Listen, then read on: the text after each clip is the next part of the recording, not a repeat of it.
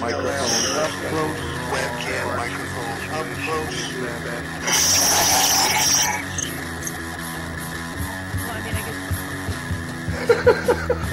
At the age of 19 in 1962, she was but I have the files. I read this stuff at the National Archives, and I read these other things. I said to myself, how can that be possible? The brain, pistols and fondle slab of choice. I don't know when that was. It doesn't really matter. Internet, professional wrestlers, and not Jesse Ventura style. It doesn't matter where the information comes from as long as it's real. It's hard to get real information because seriously, they don't want you to have just read two sources whenever I try to prove out. It's not. If you expect your government to tell you the truth, you're going to sadly disappoint another one of these things. Dear Lord, what a dirty old man. Really? Can't be serious. Is this really how you want things to be? Come on. More hooker, eruptions? Eruptions, whatever.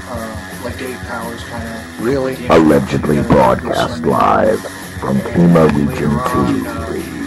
Within the borders of the formerly united and currently occupied states of America, we bring you the Ochelli Effect. It's like, damn sure, no, I'm an original. We have all these situations. I'd love to know why it takes 50 years, for... That's that. For a 19-year-old girl to eventually get up to gumption to put these things out. And that is that. And we are live on UCY.TV radio. This is the Ochelli Effect, as the little bumper, annoying ass bumper music says. The Ochelli Effect. And I am Chuck Ochelli, your host. So, I want to thank everybody for tuning in. Yes, we are live. Back to the UCY live stuff. Oh, my.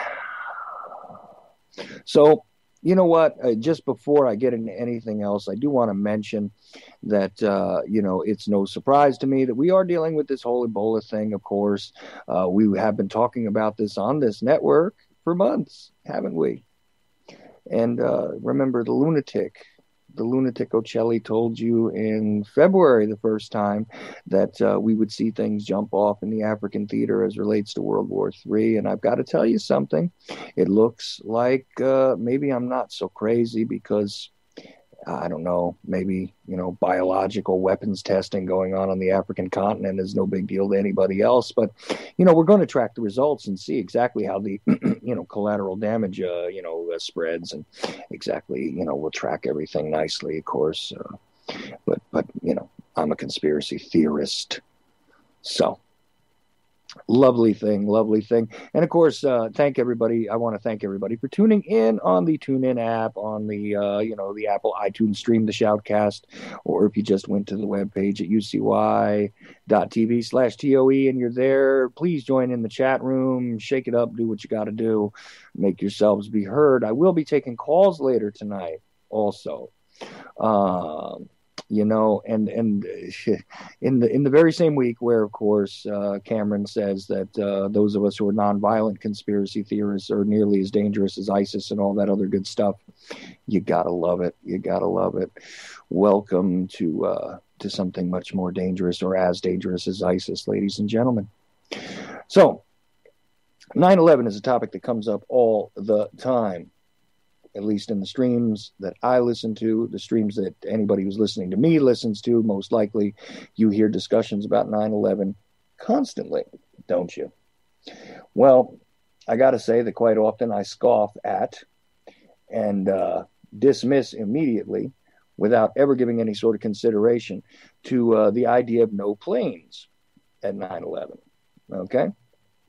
I don't believe everything's crisis action. I don't believe everything is a Hollywood script. I don't believe things are holograms, et cetera, et cetera. This is just who I am. But the fact is that the other night on a Sunday night show on another network, because I do something else on Sunday nights with NWO Truth Mass Media, okay? And I got a caller, and that caller started explaining to me that he had done, some work on YouTube and all that, and had done some films explaining and proving beyond a shadow of a doubt that there were no planes on 9/11. That is what he was telling me. And I respectfully said, look, man, I've never, believed in that particular concept. but I haven't seen your work either. So I will look at your work and I'll get back to you. And that's what I told him, and that's what I did. So now I agree with a whole lot of stuff that he said in his presentation. I want you to know. Do I agree at this point in time? And there I go tripping over my tongue. There's count number one for everybody listening at home. I usually do it at least 3 times. But anyway, do I agree at this point in time that there were no planes? No, I don't. But then again, I've also been told that I don't bring anybody on that I disagree with at all. Now, this is fun because I do disagree with this gentleman about that, and we're going to discuss it. I'm going to let him plead his case, and I'm going to be fair, just like I've been fair to any other guest that's been on my show. And, of course, I get criticized for that, too. Like, how could you be fair to this guy and this guy at the same time? Because it doesn't make any sense. But here's the thing.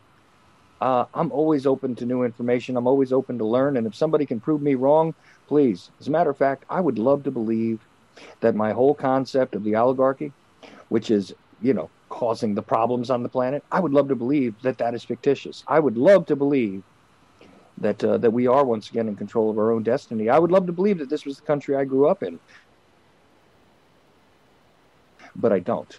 Now, if somebody can prove to me that I'm wrong, if somebody can show me the evidence, if somebody can display it to me, I'll shut up. I'll go away. I'll be happy. I'll just raise my kids.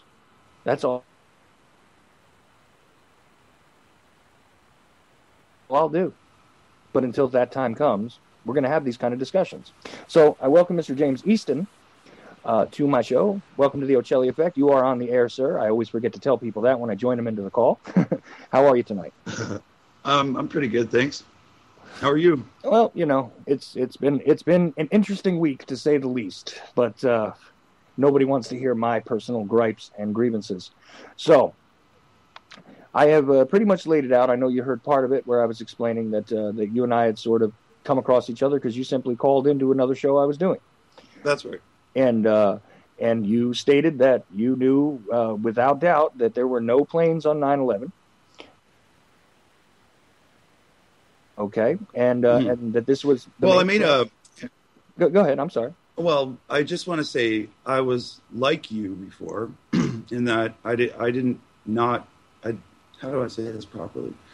I didn't know about the no planes. I didn't even consider it. I believed what I believe is them pulling the wool over our eyes. And so my first movie, 9/11: The Biggest Lie, is about planes. And it explains the entire chronology and everything, all the details from seismic activity to I don't know, everything. There's thousands of pictures. I really went over the top on this movie. It took me 3 months to make, and I did it all myself. I threw some 3D in it, so just to make it a little bit cooler, but so that people could see angles of the towers they hadn't seen before. And I even made an airplane and flew it into the tower and made pieces fall out and made a hole. And the whole point being that I was thoroughly under the veil as well at one point. And I watched 2 movies, September Clues. Now, September Clues is a little bit wacky, but there are some things in there, like footage, that is just undeniable. Well, September Clues, by the way, isn't that one of the ones that talks about the pods and all that, the guidance systems under the plane? Isn't that one of those, or am I mixing them up? I watched most of it. I didn't watch the entire thing. I was only interested in the no planes aspect. I watched this after another movie I'll tell you about in a sec. But they're okay. To go along with the guidance system and the pod, which was a flight termination system, that's the picture that was presented to us in all the footage, in all the photographs. It basically lays away the idea that it was a passenger plane with people on it.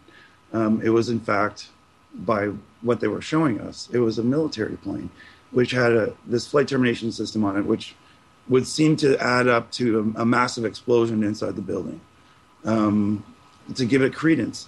And now, you in the footage, like there's different pieces of footage named after the people that took them. So there's Jennifer Spell, there's Herzakani, there's Myers. Herzakani, and I say Herzakani, but it's actually Hezarkani. I always say it that way. I don't know why. Anyway, he was a bit of background on him. Diamond merchant from California, just happened to be in the park, the park at the tip of the island. What's it called? Battery Park, with an expensive camera, a very expensive camera, that could film at 200 frames per second. So there's footage from 2001 that's 200 frames per second, and there's not just one piece of footage. There's like many that are slow motion footage, which doesn't really make much sense to me, but it's plausible. He caught like probably the most up close shot of the plane hitting the tower, and immediately I noticed something. It was awry with the footage, because I do 3D design, and I play with graphics for 20 years. And, at that point, it was like 10 years I'd been playing with it. And, or well, I don't know, maybe less than that. But, okay, sorry about that. I'm just trying to say that I knew then there was something awry, but I didn't really start looking at this stuff until 2010. I didn't know about no planes until last year. So, yeah, let's say 20 years. This footage is, there's lots of problems with it. And that's what I opened Physics 9/11 with, which is the movie I did with Steve Grage. And he's an engineer. I did the first part, he did the second part. And we both sort of corroborate the story that it's no planes, and here's why. And I go through the graphic elements, and there's even a scene where there's an up close panning shot, which is coming from the same camera as another shot that's wide angle, and one's a CNN shot, so the other one is like, it looks like it's made with crappy video camera, but they can fake all this stuff. And that's what I learned, basically. There's a helicopter chopper shot, chopper 5, I believe it is. And they're way far away from the towers. And you can hear, I don't remember what channel it was, but the guy's like, and the chopper's just arriving on the scene. Well, they weren't even close. So the guy zooms in once, zooms in again, and on the third zoom, there's the plane. Like it wasn't in any of the other zooms, but boom, there it is.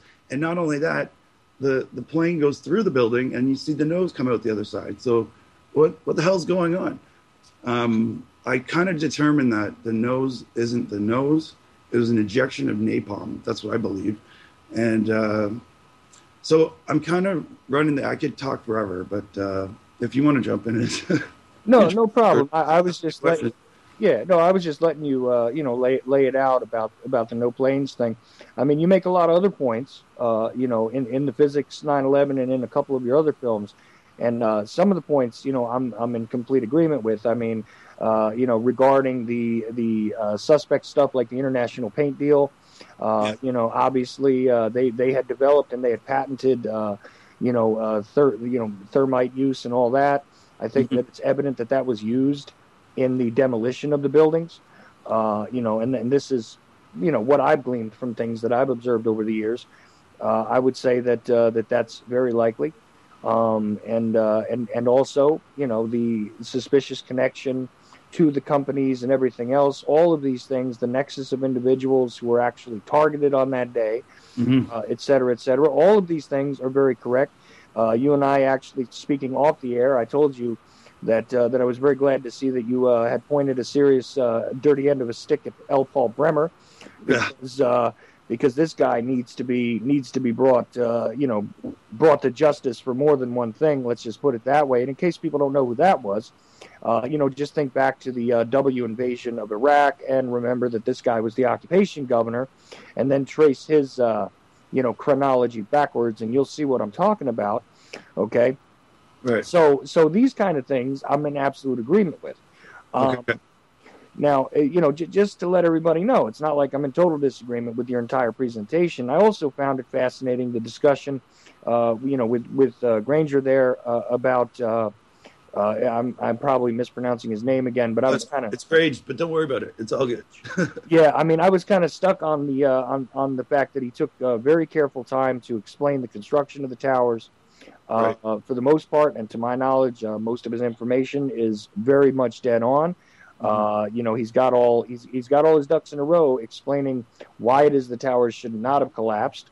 Right. And that I absolutely believe. I think I know we have a little bit of a disagreement about Building 7, you and I, but I still say that is a serious point to look at because of what was housed in that building. Okay. Well, can I jump in right there and say Sure. I'm not in disagreement with any of the actual events that happened. I mean, at this stage, I look at it as like it's pretty common knowledge. I mean, lots of people know about Building 7 now, and I'm talking like lots of people, and it's sort of like the AE 9/11 is the flagship of the whole movement, you would say. And they've been toting Building 7 for like the last 7 years. So I was angry at them because they didn't talk about the Twin Towers and they don't talk about no planes. And they just dismiss those things as not strong enough to present evidence that is in appreciable sized chunks that people can swallow. And what I mean is ultimately is that Building 7 is the easiest to explain, look at it. It's a controlled demolition. You can just see it for yourself. Crimp at the top, building falls in free fall speed, 6.6 seconds. I understand the whole thing. I'm not in disagreement with that. I'm in disagreement with the fact that there was 1,366 people that died in Tower 1, and there were 600 people that died in Tower 2, and 343 firemen died, and numerous people were afflicted by the smoke and the dust and all that shit.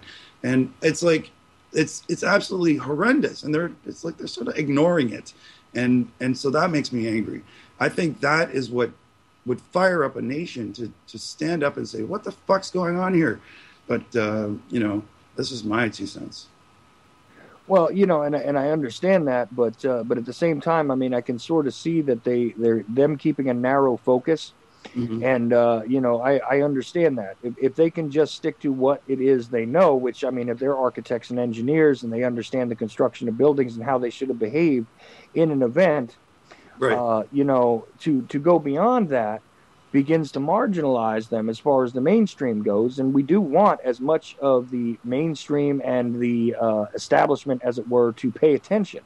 Right. So I can kind of understand where they're coming from with that. But at the same time, and as I told you, and I don't think I've ever mentioned this on the air, but the fact is that, Richard Gage has been on my show twice. The second time he was on, and the first time, by the way, in all fairness, we did discuss the towers. Right. It wasn't just a Building 7 discussion. We discussed the towers, the behavior of the towers, and everything else. Okay. But of course, I completely dismissed the idea of no planes. I'm now looking at it. Mm-hmm. To be honest with you, but I always thought of it as just one of those, wacko kind of crazy conspiracy ideas. Well, and there are those out there, and I know, this is, hey, Chuck, kettle calling pot black, but the fact is that there are, nonsensical things that are thrown out that are meant to distract people one way or another.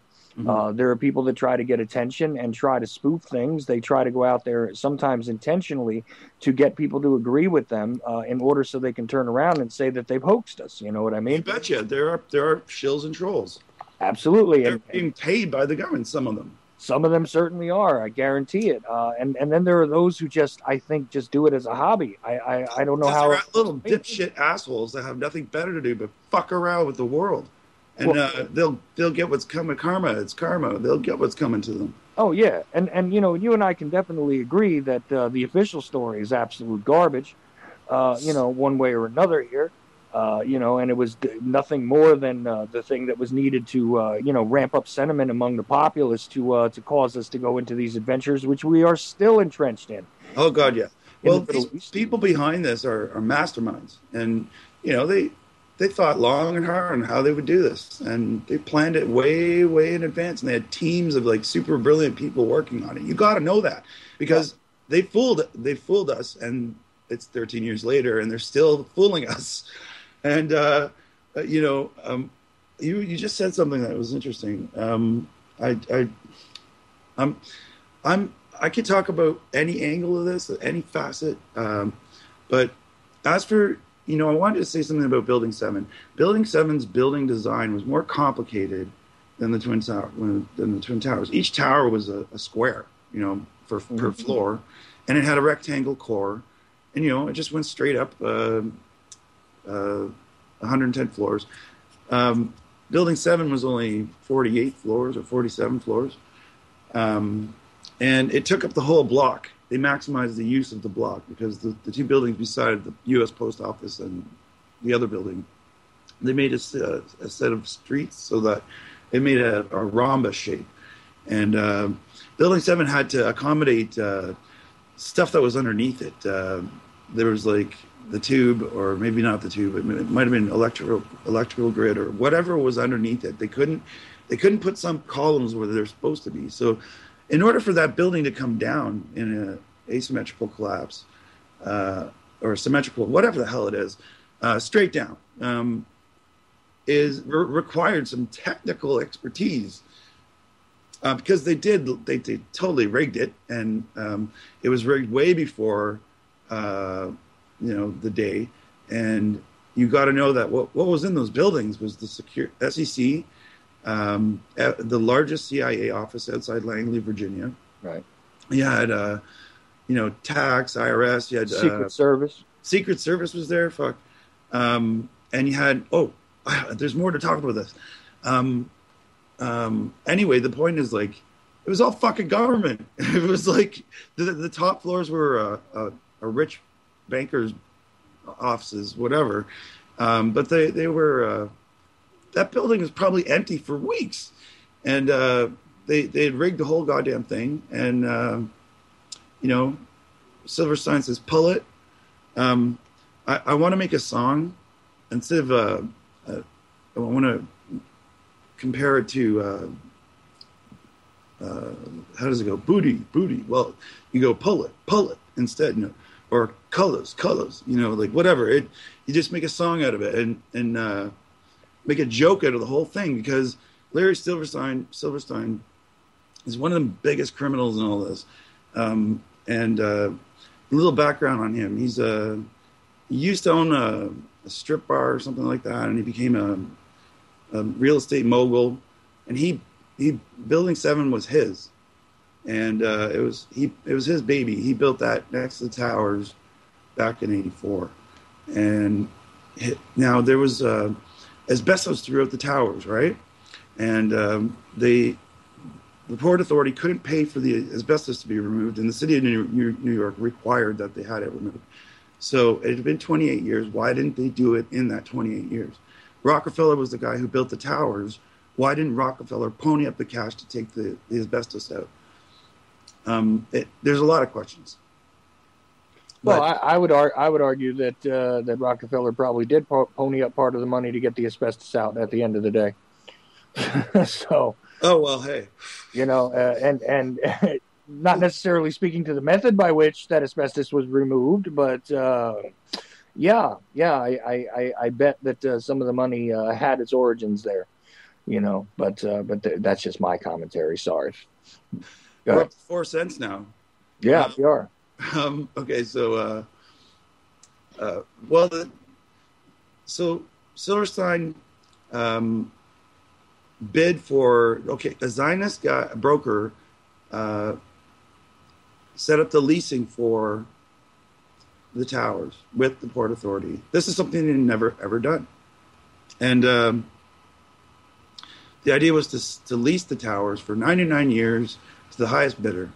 It wasn't Larry Silverstein. It was somebody else. But Larry Silverstein was given the lease. And the other guy conceded to him, and he took the lease. And so in July of 2001, he started going to the building every day and having breakfast with all the tenants of the buildings. Yeah, and he didn't miss one day. That was the funny thing, is, you know, he was always there every day, and you know, he looked into the eyes of the people he would be complicit in murdering, and I think that's why he's one of the biggest criminals. Well, not only that, but it's also interesting that they changed over the security procedures during the summer there. You go ahead. No, go ahead. That's right, totally. You know, they changed over the security procedures. They literally handed over the security detail to somebody of interest as well. You know, who happened to be a terrorism expert, etc. I mean, there is all kinds of stuff going on in preparation for this in those last few months, and you know, it's obvious that there was a great many people complicit here. I don't know about Silverstein's complicit, you know, however I would say that, but him being complicit in the crime, let's just say, I don't know. Tell you. Go ahead. Okay, well, see, Larry took out terrorism insurance for the towers because there was a bomb in '93. So, you know, I believe it was the FBI that was responsible for that. But, oh yeah, that's provable at this point. I mean, they turned around and told the guy to build stuff and gave him real things. He thought he was giving him a fake bomb. There's a tape of that. I mean, there's a whole trail for that '93 bombing that we now know about. And you know, and there's the whole nonsense with the truck in the basement, and you know, the blind sheik, if everybody forgot. I mean, come on. This was an obvious, you know, again, an inside job, but they didn't quite get the job done. Yeah. So, you know, so. Well, they discovered that, you know, a few thousand pounds of bomb couldn't do anything to those columns. And it blew a hole, and it blew the trusses and the concrete. Yeah, sure. But, you know, the building was totally intact. The building was like a fortress. I mean, they had to actually get in the elevator shafts 9 months before. And this is, you know, there were elevator personnel in there. And they probably rigged up the interior columns. You know, probably. Because for the top of the building just to fall off, all of the core had to be cut. There's no way in hell, in any way, shape, or form, any way possible whatsoever, that the top of the building would fall off in both cases without the core being cut. And so that's what I firmly believe. And it was nanothermite that they used, because that stuff is like, I don't know, that stuff cuts through steel like it's peanut butter. And so anyway, now Larry Silverstein was given on September 7th. He got full transfer of ownership, or whatever you want to call it, leasership, or, you know, he was official. It was official on the 7th. All the legal paperwork was done. Everything was done. He was the guy who was in charge of those towers, and you know, the whole complex. Right. And 4 days later, the whole fucking thing's gone. The entire complex was destroyed, and you know, he got the insurance money. Now, he wasn't there. Why wasn't he at work? Or his kids, who happened to also work in the towers. Well, he said that he had a dermatologist appointment, and his kids both said they were stuck in traffic, so they didn't get to work on time. Mm. You know, how convenient is that? So not only does he not die, but he collects the insurance money, and he asked for double the money. He asked for 2 times $3.2 billion, which is $6.4 billion, and because there were 2 airplanes, 2 separate terrorist attacks. Yeah, 2 separate incidents of terrorism, so therefore he tried to collect twice on the insurance. Yeah. What a scammer! Yeah, I mean, I know. Wow. Just, oh, God, it drives me nuts. Yeah, no, and you're right there. I mean, again, this is, you know, clearly criminal activity. I just don't know exactly how deep it goes as far as his involvement directly, but his well, he's good friends with Bibi, eh? Mm-hmm. He's good friends with Netanyahu. So actually, I heard that he's back in Israel. This guy was a Zionist kingpin in New York City, and so I wouldn't put it past him to be the scumbag that I'm purporting him to be. And no, I'm not arguing that he isn't. I'm just saying that that I'm not sure how deep it goes personally, myself. I mean, and when it comes down to it, by the way, just to kind of correct something, I mean, the whole complex wasn't destroyed. There are various parts of the World Trade Center complex that remain standing even to this day. Some stuff had to be demolished later. Well, there was a lot of buildings in that complex. If you look at the original, the original way it was on, in 2001, there was other buildings there. But very curious to me, of course, that that these three particular buildings, of key interest to the financial industry, especially considering, because I don't know if you ever looked at the Hammer Fund stuff. Have you ever looked at that? The derivatives, or no, the Hammer Fund stuff, which no. All these securities which were going to come due right at about that time. The war chest. Yeah. Yeah. Okay. That was what's his face? It didn't hit me right away. Hammer. Anyways, that was Master Trader. What's his name? The former president of the United States. George H.W. Bush. There you go. That's the guy. You got it. Fucking prick. Yes, there you go. And what happened is, of course, in the chaos that ensued afterwards, because naturally, and I can tell you firsthand that there was disruption in the financial system, even right down to the use of your ATM cards and credit cards and things like that, coming from New York City. If you were dealing with a company that was based in New York City, I knew for a fact that this stuff was all disrupted. Everything was screwed up.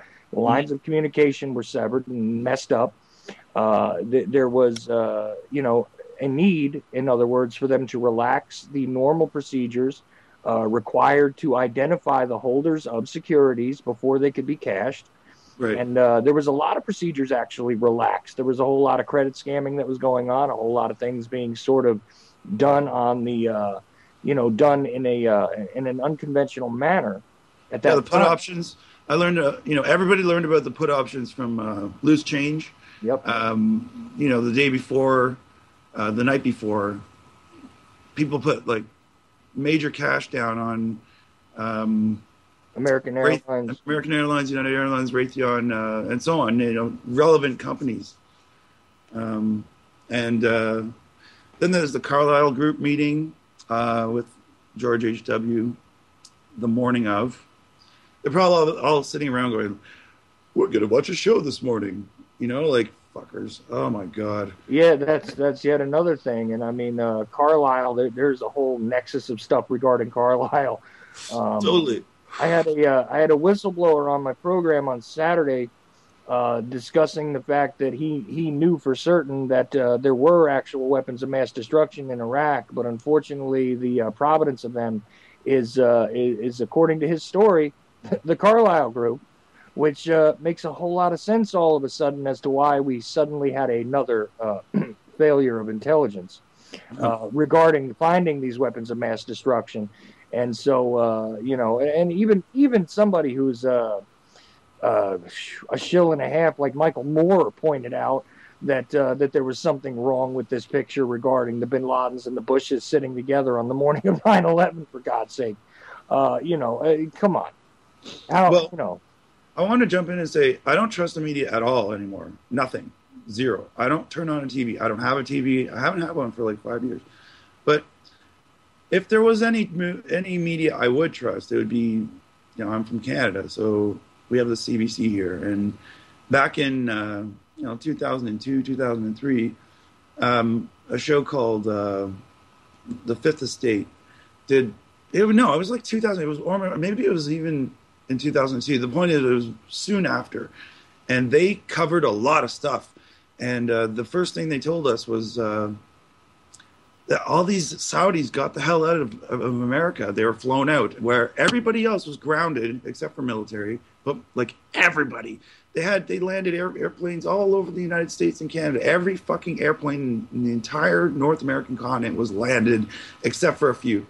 Right, that's the only time in history that all air traffic was absolutely suspended over North America. That is absolutely true, and that happened. But I know what you're going to say next, and you're this. I was going to say, just at the Saudi, or was that what you were going to say?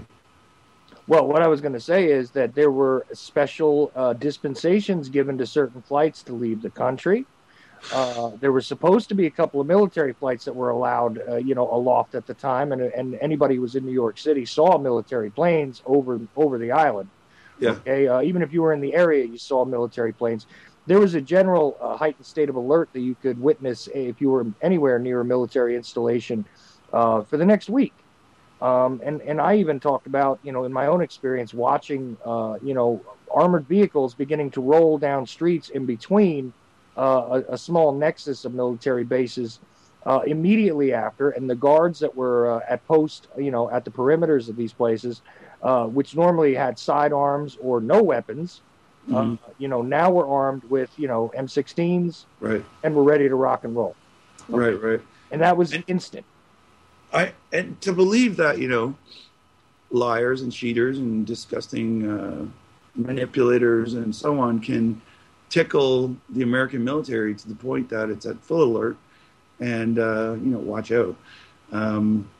I used my first movie to brand George Bush as the ultimate fall guy for this, because he was the captain of the ship and he knew about it, and there's so much footage that gives it away that he's part of it.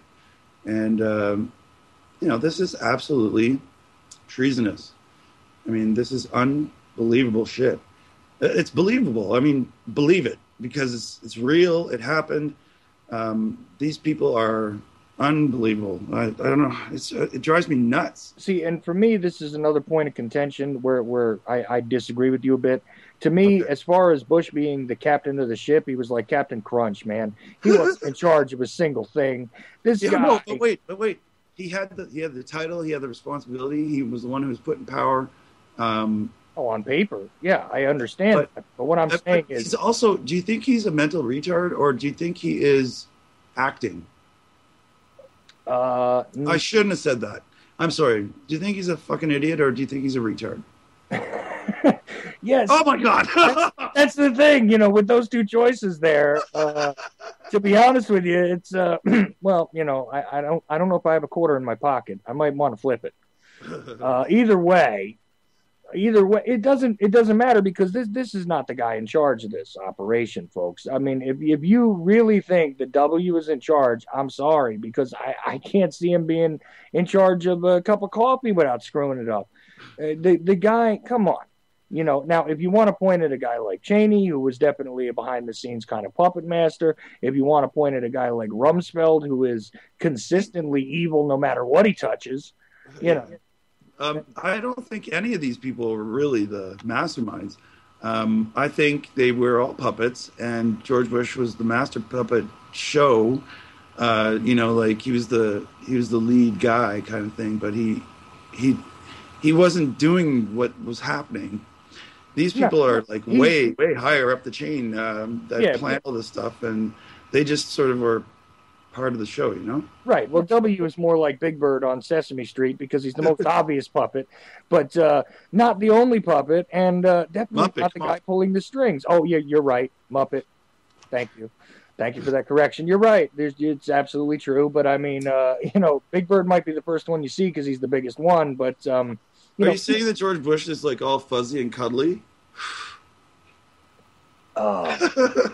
It has a big nose. Now you're making weird statements, but I know. I'll stop doing that. It's anyway. Okay. Look, I have a sense of humor about some of this stuff because, I mean, to be honest with you, if I really embrace it in a totally serious manner at all times, I will spend half of my day throwing up in my mouth. I can't do it. I can't do it. I've got to make a joke where a joke is necessary. Okay. Now, but here's the thing, and I don't take 9/11 as a joke. And don't let anybody say that, please, because I know. No, it's not. Now, it's not a joke. But when it comes to these guys who are supposedly in charge, believe me, this is a laughable matter, in my opinion. These are not the guys running the show. They're just not. They're the ones on TV. So you believe that they're running the show, or you're meant to believe they're running the show. If you listen to me, you know better. But the fact is, to point at him as the great criminal mastermind is, I said corrected. Anyway, I was just thinking of something, but Yeah, I have a habit of knocking people off track. But you know what? I do want to get back to the no airplanes thing, because I would like it very much if you could state your case as to why. Because you've said, okay, the footage is no good. There's questionable stuff going on. And I absolutely agree with you about those two different pieces of footage where you show one and you show the other, and they are exactly the same thing. One is cropped, and some blur has been added to the cropped one. To give it, like an impression of like a faraway zoom, so that you have, lower resolution, etc. That's all manipulatable. You can do that. Yeah, that's easily. You can fake it. Yeah, that's not a problem. Now, when you talk about the audio, I think that this is a weak point, and I'll tell you why. There's all kinds of discontinuity that can occur with audio and video, okay, in all formats. Even in the digital age, there's a difference. There is also, but you do correctly make a point about the acoustics. Obviously the sound of the plane would not arrive until after you see the image of the plane, because light travels faster than sound, okay? It's very simple. It's a matter of basic, Hey, that's fucking awesome. Oh my God, that is like super awesome. I didn't think of that. Yeah, third grade science tells you. Come on. Okay, so the thing is, and plus, I had to spend time studying acoustic evidence, so... Wait, that doesn't work. Because the camera's aimed at the tower, and the plane maybe behind the camera, and you would hear the sound. So that doesn't work. But let me just do a rapid fire thing here. Okay, you do that, and I'll just sit back and kind of listen to what you have to say. Okay. We'll let everybody else listen to what you have to say, and I'm telling you guys, I will take phone calls in the second hour, so... Okay. This is how we're doing this. And again, I don't script any of this. This is just the way it is. I have no idea what this man's going to say. I mean, I've watched some of his movies, not all of them, but I have watched some of them and I have an idea. But of course, again, I leave it to the judgment of the listener, really. So go ahead. Right. All right. So you got the towers are made of steel. The interior core is a tube. It's like a tube within a tube. The exterior core is a matrix of, so you have 3 columns that are 3 floors high. We're talking about the outside of the tower. And they're connected with spandrel plates, 2 of them. This goes for like the majority of the tower, except at the sky lobbies, where they're 2 floors high, and they have special sort of different style of exterior cladding with sort of like fins sticking out. So it gives that interesting illusion of a mirror effect off the tower. So you get the 2 rings. All right, that's not important. It is important to a degree because it tells you where the plane hit. It tells you, based on counting up the floors from the sky lobby.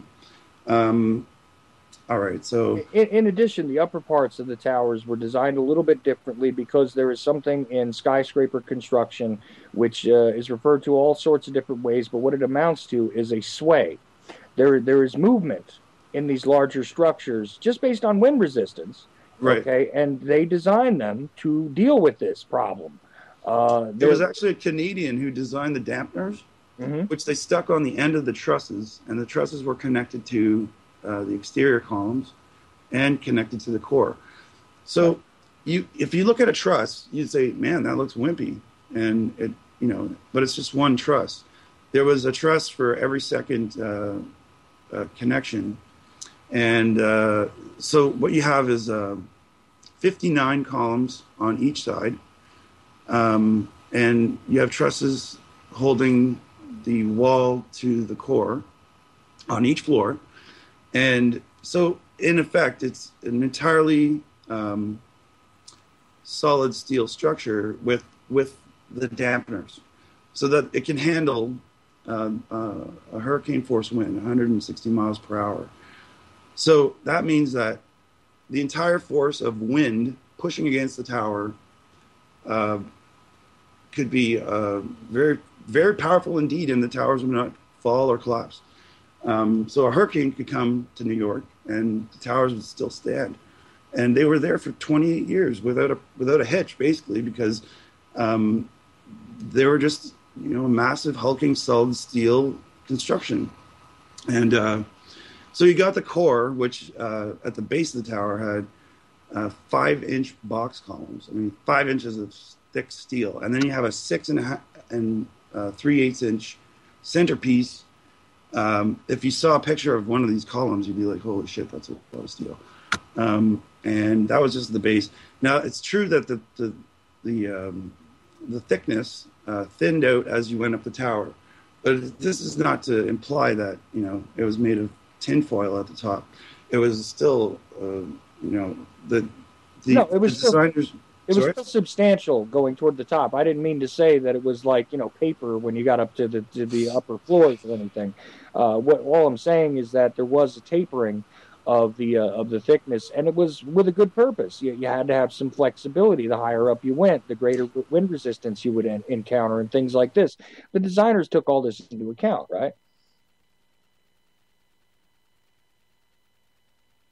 But for each column, and so the same goes for the exterior columns. Now at the base, the exterior columns were 2.5 inches thick, and they were box columns, and they were stacked one on top of the other in a sheer face, and they thinned out as well.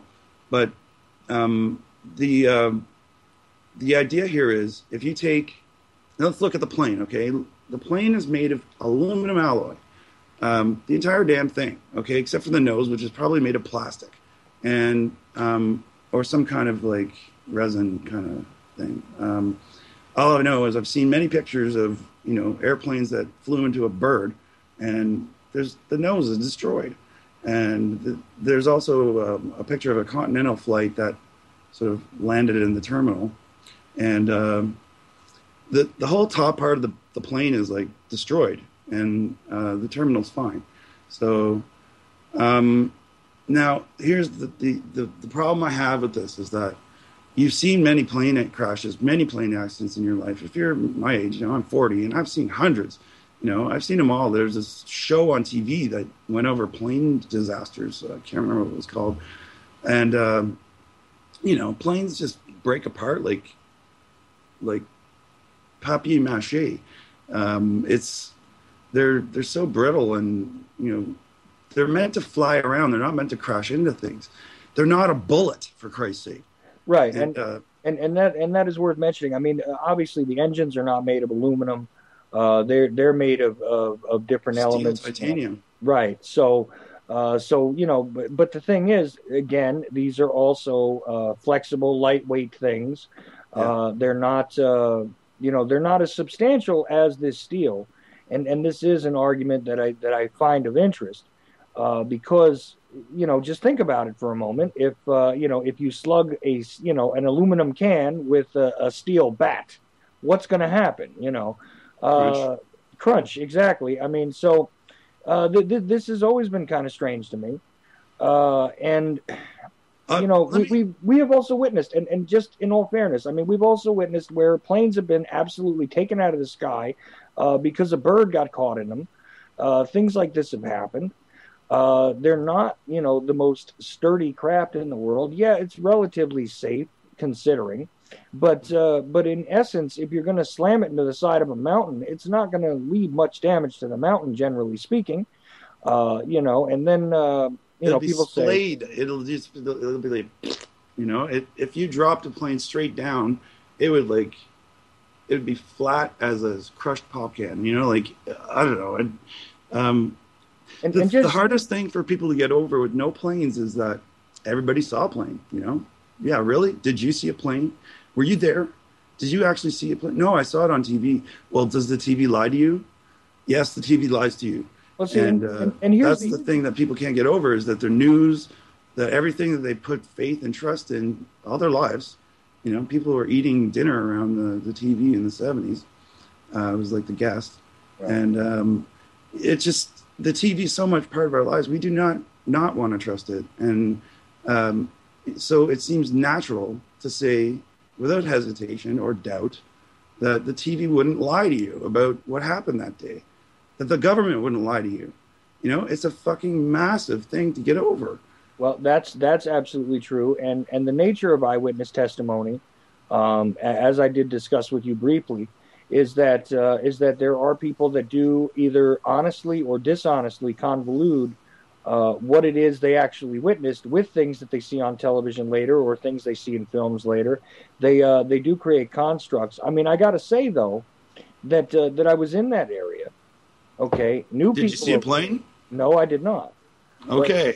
But I don't know anybody who saw the first plane. Okay. I'll say that. I've never met a single person that told me they saw that first plane coming in. And I mean, I didn't, take a large sampling of people in Manhattan, but just from the people that I knew, not a single person that I knew saw that first plane. Okay. Their attention was called to the towers after an explosion. Right. Okay. And that explosion was, witnessed by them in one way or another. In other words, they heard something, or they saw something, or they were alerted by someone else that there had been an explosion, or they were alerted by their radios or their televisions or whatever else. And a lot of them started staring at the towers. Okay, that became, I mean, there was a lot of people on the streets that day that were looking up at that point. Right. Now, I have only known a handful of people to tell me that they saw the second plane. Okay? Mm-hmm. Now, do I say that they're lying? Do I say that they are absolutely correct? No, I don't say either one because, again, as I told you, I know the problems with going over eyewitness stuff when it came to JFK research. Man, it took me forever to collate that stuff and to sort it because a lot of people had integrated things that they saw later into what they actually witnessed. Some people intentionally changed it to raise their level of importance or significance. Some people actually did the opposite thing. They kind of downplayed it because they didn't want to become embroiled in it. They didn't want to say anything that was going to call attention to themselves. Right. So I've seen a variety of reactions from eyewitnesses. So what we're left with is loose interpretations from the eyewitnesses, in my opinion. Okay. And like I said, I know of no witness for the first plane. The only thing I've ever seen about that first plane was what they released on CNN, which was under the, what was the name of that news organization? They said it was Gamma News or whatever they said. And it was the first pictures of the first plane hitting. And that was broadcast later on that day. It wasn't even broadcast live, which would make sense because obviously who was pointed at the towers? I've known people to film the towers at different times, but I did not know anybody who happened to have been pointing at exactly that moment looking at the towers. Of course, there are people that listen to me that would argue that the dancing Israelis were there watching the towers being hit. I still don't know the full end of that story because... I can tell you the whole thing. Okay. Why don't we save it for the end of the show? We'll jump back into the dancing Israelis because that's really the kicker in all this. It's like, all right. Well, God, it's like a kick to the nuts. It's really bad. All right. Well, you know what? I really, really want you to lay out why there's no planes. I mean, we understand the construction. That's cool. We understand how there's a problem with the plane. But what is it that just really grabbed you and said, look, there are no planes, like convinced you? What was the thing that convinced me, I told you already, is the clip of the Chopper 5 news chopper with, there's a guy I can't remember what cam it's called. Anyway, it doesn't matter. It's just this guy that was in that chopper was the camera guy. And he lied through his teeth when he was interviewed, but that's beside the point. They were zooming in on the tower. And this is in both, what's it called? September Clues and, what's it called? Fuck. Psy Opera, The Key. Psy Opera. That was the other movie you referenced, yeah. Yeah, and you can see the camera zoom, and then the final zoom, boop, there's a plane. It just pops into the screen kind of thing. And if you play it back and forth, there's no fucking way there was a plane. And there's other footage where you look at the plane coming in, and the cameras are from relatively the same area, and the rate of descent in one is like extreme, and the rate of descent in the other one is like it's level. There are no flashing lights, which are supposed to be on at all times on all aircraft. They're called the nav lights. there's scenes where there's no birds, where there should, birds were freaked out by the explosion, so they would fly. Well, they're in a park and there's no fucking birds. And then there's I use this program called Stellarium. It is a map of the sky, and you can turn it on to day, and you can find out where the sun was exactly in the sky, the whole string of like coordinates and everything, at 9:03, and I use 3D, so I match it up in 3D, and I have a directional light shining on the towers, and I flew a plane into the tower, and there's supposed to be a frickin' shadow on the plane. There's no shadow on the plane when it hits the tower in the Zapruder film. Sorry, not the Zapruder film. The Herzakani film. Mm-hmm. Okay. Well, this issue though. Hold on just a sec, because this issue is a little off, and I really wish you had gone into it further in your study, because here's the problem: there are a lot of elements that go into the orientation of shadows when it comes to film. Okay. One thing I don't think that program that you were using took into account is the reflective nature of the water all around, okay, and the refractive stuff that happens throughout that complex and everything else, because of the glass, because of the steel, because of the this, the that. There are a lot of things that are questionable about those shadows, but here's the thing: unless you've actually tested the natural environment or taken a look at footage to see exactly how it reacted, prior to that day. Well, you just have to look at the footage. You can look at the east-facing shot from the Hudson. Or no. Actually, it is from the Hudson because the bridge is there. Mm-hmm. No, that's the East River. Damn it. Okay, so boat's moving along and they're filming. Plane comes in from the left, hits the south side of the tower, comes out the other side, and there's a shadow of the nose out. There's a shadow of it, and it goes the length of the tower, the width of the tower, and so that's proof enough that the sun was in that direction, and that there should have been a shadow on the plane when it was coming in through the south side of the tower itself on the plane. But you don't see that there could have been elements that were causing. There could have been. I hear you on that. Yeah. Reflective light, ambient light. Well, the thing about it is, if you look at the south side of the tower, it's in a shadow. It's a shadowed side of the tower. So there should have been just as much shadow on the plane, and there's none. Well, it was, in my opinion, and I'll get to the point, but I can support it more. Okay. It's a 3D model. It's not. There's no such thing as, to my knowledge, and I've looked high and low, and I've seen a lot of stuff. Bluebeam is something entirely different. There's no such thing as projected holograms. Get that out of your head. All right, it's ridiculous. Unless you're aiming shit at like a cloud, which there were no clouds around the towers when they got hit. Like the precise moment where they get hit. Mm-hmm. There was no way to project an airplane in the sky. It's just get it out of your mind. Now, so it was a 3D model, and they either used one of these three programs. This is my hypothesis. 3D Studio Max, which is the one I used, which started in 93. Mm-hmm. It would have been, easy to design a plane in 2001. And use Photoshop 3 to put them in pictures. And,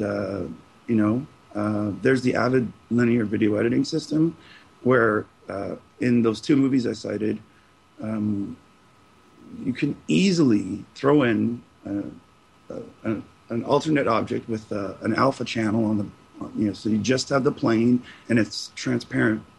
And you throw that onto an image, you put a mask layer, and you fly this 3D pre-rendered animation past the mask layer, which is the side of the tower. Mm-hmm. Then it looks like the airplane hit the tower. And, what I suggest to people to do is go online, get footage of the towers getting hit, and cut from the moment the explosion starts, and to keep going, and so basically remove the plane out of the scene and watch the explosion over and over, and you'll be like, oh my god. Well, see, now to go back to the eyewitness stuff, though, let's just say for a moment, okay, and I do hate to do this, but let's try to hypothesize for a moment that people saw something. Okay. Well, that's a generalization. Which people? Well, do you know them? Well, see, I know a couple of people who did claim to see that second plane, right? And you also admitted that they could be right or they could be wrong. No, absolutely. But here's the thing that I can't seem to escape in my mind, and that is that they obviously saw something. Now, people can disagree as to what they were looking at because they have different focuses. I told you about the convoluted nature of eyewitness testimony to begin with. I mean, if you want to throw it all out, okay, fine. Then, let's work with something else. And if we work with the filmed evidence, then you have all kinds of different ins and outs of that. Can I tell you something really quick? Sure. It's very important. It's very important. There was a low-flying plane. It was white.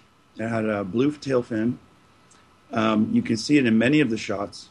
It's flying low, and it's actually more positioned over LaGuardia Airport, but it's not landing or taking off. And it's like the decoy or the dummy. You can see it in several shots, but let me see, that would be... So to address that... East of the tower, southeast of the tower, you see it fly across the screen. So to address that possibility, in your opinion, it could be that they saw a plane. That's right. But they did not see the plane hit the tower. That's right. People can officially say, without lying or without question, that they saw a plane on 9/11. They can say that from New York. But did it hit the tower? Well, did you really see it hit the tower? I mean, did you see it come in and smash into the tower? I guarantee everybody who says it did is lying. Well, I don't claim that they would be lying because, like I said, there is a difference between, like I said, convoluting what they saw, combining what they saw. A study at the Pentagon tells you that. You're giving them the benefit of the doubt. Well, yeah, I am. That's something I'm not willing to do. I've done my research, and I know. Well, I understand, and I've done some research too, and that this is why I'm saying this. That there is, that there is a question, but it doesn't necessarily mean that I agree with it. That your conclusion is absolute here. Okay, no, true. I mean, I said in my first movie when I was talking about George Bush and the shadow government and all this stuff, I said, don't believe me. Do your own research. Get out there and figure it out for yourself because, I mean, it's up to everybody. It's everybody's responsibility. I could go on into that, but I wanted to talk about, what was it? I keep forgetting. There's so many topics. Well, I'm sorry. I do bounce you around a little bit, but I'm trying to keep this coherent, but it's just... that's okay. let me just say I agree with you on that as well, that, that you shouldn't listen to me and you shouldn't listen to Mr. Easton here. Exactly. I would say that you need to go and look at it for yourself. And I'll tell you what, if people that listen to me, go out and do this work and they come back to me with some interesting new evidence, I'll be happy. One way or another, actually, because I would like to get to the bottom of this because to my system of beliefs at this point, we have not been given the full truth by anyone. In my opinion. Okay. So, and also just really quickly, when it comes to no planes, I don't see a plane hitting the Pentagon. I don't see a plane in Shanksville. I don't see, and these things, as far as I'm concerned, are uncontestable. There's no way. There's just no way. And the fact that a plane approached the Pentagon, I'll agree with that as well. And this is part of the reasoning that, that makes it not entirely crazy to me that there were no planes that hit the buildings. But at the same time, I still look back at it and say, well, is it entirely faked? I mean, I don't know that to be a fact. But you say that you do, and I'm letting you air that out, as best I can here. And you know what? It's going to cause me to have to look at it some more myself. Mm-hmm. And again, I hope everybody listening does the same thing. So go ahead with what you were saying.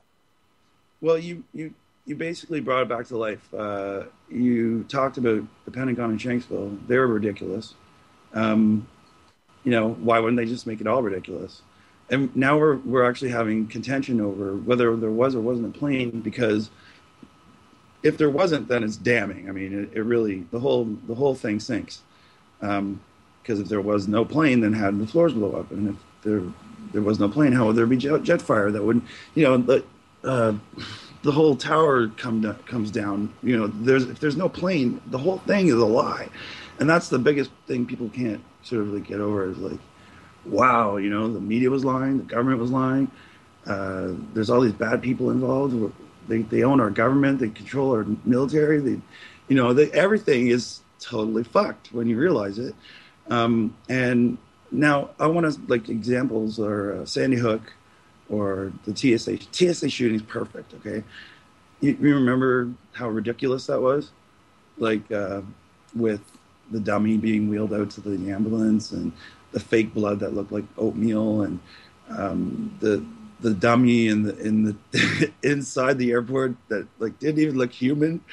Well, the TSA thing, I agree with Jan. Sandy Hook is another deep dark sort of deal, and I don't believe that it's one of those it's all crisis actors alone. I think the point of it was that, if they're going to go that far on each of these things, why wouldn't they go that far on 9/11? Why would 9/11 be special or any different? These guys use the same tactics every time. It's problem resolution, problem solution, problem reaction solution. Behavioral dialectic, obviously. I mean, and that's what it was. That's for certain. But the question then becomes, look. Well, you know what? Let me just step outside of this for a second, because here's what I'm wondering. Okay, and probably some other people are wondering this too if they're listening. What would it take though to is there a possibility in your mind you could be wrong and there would be something that you could be shown that would kind of just demolish the idea that you have that there was absolutely no planes? No. And I'll tell you, there's in my mind, it's absolute concrete. And the fact that they blew those buildings to smithereens, the fact that they killed a number of people, the fact that that there's scams involved, the fact that the mayor's involved, the president's involved, everything. It reeks. All right. And the point of that is that you don't need the no planes theory to damn them to hell. There's enough evidence otherwise. I mean, look at the top of Tower 1, the footage where there's a bomb going off. I mean, come on, wake up. And there's bombs going off in the building, for Christ's sake. Who put those there? How did they get there? What security firm would let it get past them? These are Class A buildings. What the hell is going on? I would be up in arms if I was an American right now. Well, and some of us are, that's for sure. And, one thing we forgot to mention about Building 7 is that it also housed the emergency management office for the mayor, of course, in case there was some sort of disaster or there was some sort of emergency on a citywide scale. That's where his control and command center was, too, by the way. And in case anybody forgot, And he didn't even go there, though. Oh, no, not at all. Well, when he has Bernie Kurek, right next to him, leading him around, right. What did he wind up doing? Oh, that's right. He ended up going to Iraq to train the Iraqi police, right? Along with Paul Bremer. Yeah, along with Paul Bremer, right? And then he was arrested for scams. Kurek just got done.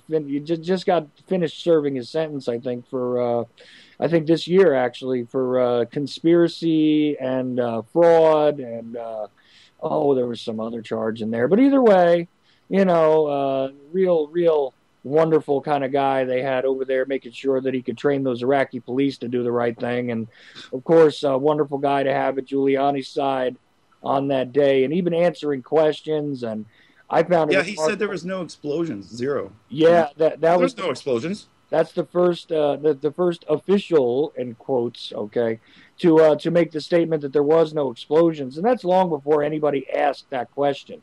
Right. There was a great deal of panic on that day, and there was chaos among the populace, and even in, I would say the less plugged in broadcast medias, because they were reporting stuff that wasn't happening. They were making all sorts of mistakes. At one point, if you were in New York City, if you were in that area, if you were in New Jersey, you definitely got reports about the Capitol possibly being bombed. You got reports about of a third plane. You got pipe bombs going off in the streets, supposedly. All kinds of chaos did ensue. Mm-hmm. So not every single media asset was all on script. Some of them were running around like the proverbial chicken without the head. That did happen, okay.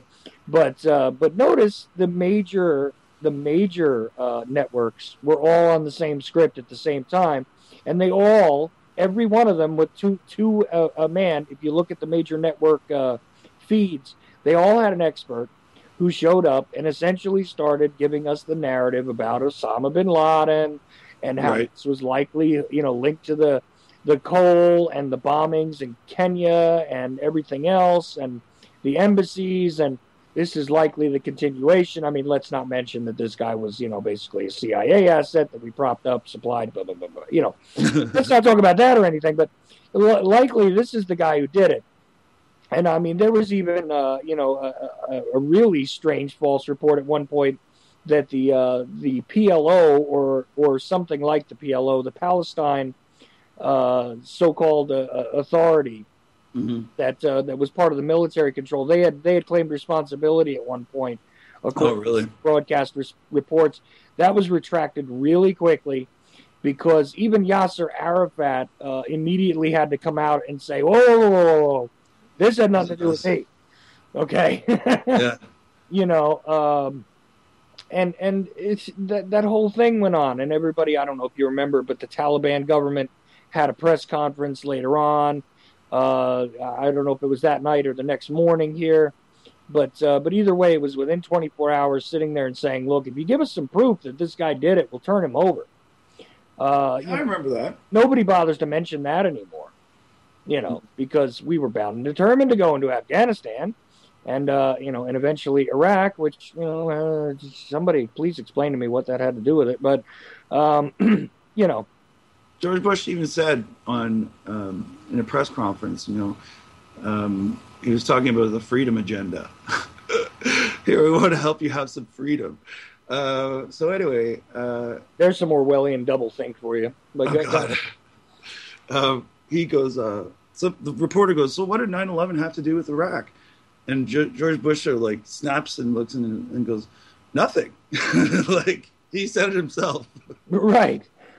I mean, but of course he was, he was with the terrorists and part of the axis of evil, which, if everybody doesn't remember, of course, Syria was part of the axis of evil too. Weren't they? Well, isn't it interesting how the Middle East has been all but wiped out? I mean, handily, and within 10 years, the media telling the public, time after time that it's necessary to blow the shit up of little children, women, sick people, old people, just blow up their houses, go shopping and play with your iPad. And, it's sickening. I'm absolutely, utterly, totally grossed out by the human population. Oh, you got it. And hey, why even bother to mention that, that there's this whole thing going on in Palestine, of course, which, please don't look behind that curtain, because, they attacked us. They launched 3 missiles, so therefore we launched 300. And although, 3 Israeli citizens were killed over a certain amount of months, we might have wiped out, 400 or 500. But, don't look at that or anything, because that's totally necessary, by the way. Well, I estimate, I did some research a while back with a guy from Syria. So it was mine versus his findings, and we figured that it's up to about 3 million people that are dead now. And, you know, so what if they're Muslims? They're people, all right? How would you like that if that happened to you? I mean, it's just a common sense sort of like, should you do stupid things? You know, the answer is no. Well, and talk about predictive programming, okay? Because here's the fun part to me is that when people say that, well, you know, they're angry at us, they want, you know, they want to get back at us. Well, you know, considering what has been done under the banner of the U.S. flag in the past decade or so, yeah, if they weren't pissed, I'd be really surprised. Okay, because you know the rules of engagement have been completely violated. The you know, how many war crimes do we need to be guilty of as a nation at this point? You know, before there is some actual legitimate, and you know what's really scary? At some point there will be a legitimate terrorist backlash. You know, which you know, at this point in time, I can't see the evidence for one, except I would say that some of the ranks are probably filling up with it. You know, with guys who legitimately have a gripe with us. But the command and control, you know, well, it all traces back to the alphabets, doesn't it? And the interlocking agencies, you know, of international interest. You know, I would suggest to people, you know, stop watching TV, stop talking about the government. You know, like let the government go, just let it fade away. I mean, I don't know what else to think of to get rid of it. You know, like. It is the ultimate problem behind all of this, and a friend of mine. You know, it's not just your government; it's my government. It's absolutely France's government. A friend of mine is very, very fond of saying, you know, stop caring about the government because they don't care about you. Mm-hmm. And that's a pretty concise way to put it. Okay, it's just that you know, politics is attractive to people who need to consume information.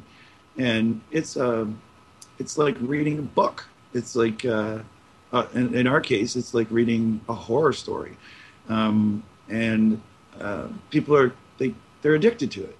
So it's like a bad addiction. It's like chocolate or cigarettes or you know the government, which isn't doing anything good for America anymore. I mean, honestly, really, it isn't. Detroit is a shithole right now. I grew up next to Detroit. It wasn't a shithole before. And they, you know, people are arguing over the right to have fucking drinking water. Oh man, it just drives me up the wall. Yeah, absolutely. And this is part of the problem is that you know we're squabbling over silliness in a lot of cases and not looking at the true human impact of these things that are going on. And again, it's because the media. It's because of they're the medium. Which is like, you know, a glue that just like coats us all and we can't see shit and we're like stuck. You know, like the media is responsible for the brainwashing. Yeah, absolutely. See, there's a lot of things you and I can actually agree on here. Yeah. You know, I still have a hard time swallowing that there was no planes. I got to tell you, I can see problems. I can see all kinds of lies being told. I can see the convoluted nature of you saw the construction chief of the towers giving his sort of like, his impression. He said that the exterior walls of the tower were like a fine mesh, like on your screen, in a screen door. And if you try to stick a pencil into it, it's gonna break a hole. Like the pencil will go through. Just imagine a pencil going through a screen. Well, he's giving more credence to the airplane than it deserves. But he said, point of fact is that multiple airplanes had hit those towers and they wouldn't come down. Well, see, that's the key here, and I'll put it aside this way. Whether there was a plane or there wasn't a plane, or whether there was multiple planes or there wasn't multiple planes, here's the trouble, folks. Okay. Those towers should not have come down. Right. Not one of them. Right. You know, so here's the thing. They did come down.